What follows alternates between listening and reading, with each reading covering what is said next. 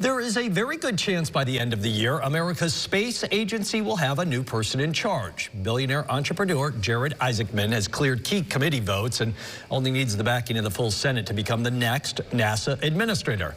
Well, joining us now, a man who led NASA from 2001 to 2005. He's done a number of years teaching at SU, Sean O'Keefe. Sean, good to see you. Thanks for being here. Really appreciate it.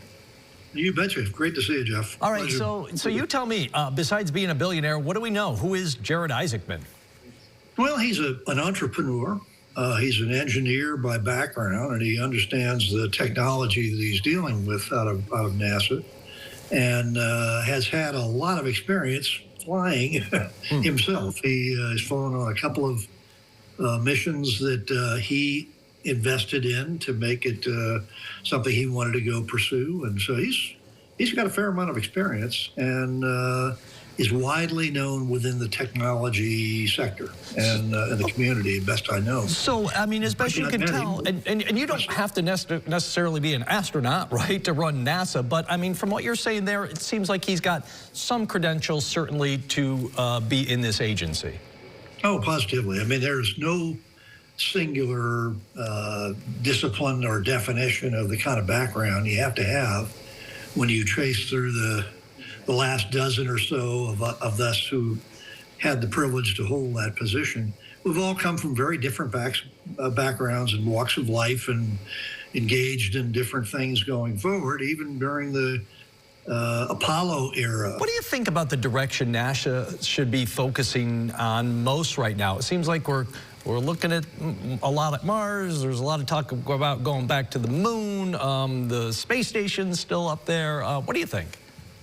Well, it's the greatest challenge, I think, is that the administration over this course of the year, which has been run by one succession of acting folks after another, while they've sorted out the question of exactly who would be the nominee and the president moving forward on a recommendation here going forward for the Senate. What they've basically done is left this to, just the process stuff within the federal administration to figure out how much and what do you do and so forth. So, but the only thing that's been articulated is, more of a ambitious space exploration agenda, but the science agenda has been cut in half. And which is a major piece of what NASA is all about. Several other areas dealing with the understanding the climate around the Earth itself, that's all been eliminated for all practical purposes. There's any number of different features that have been very different policy choices than what we've seen customary in the last couple of decades at least. And the most decided tilt is towards exclusively an exploration agenda all by itself. As far as the objectives of return to the moon, that has been a very consistent one over the last few administrations.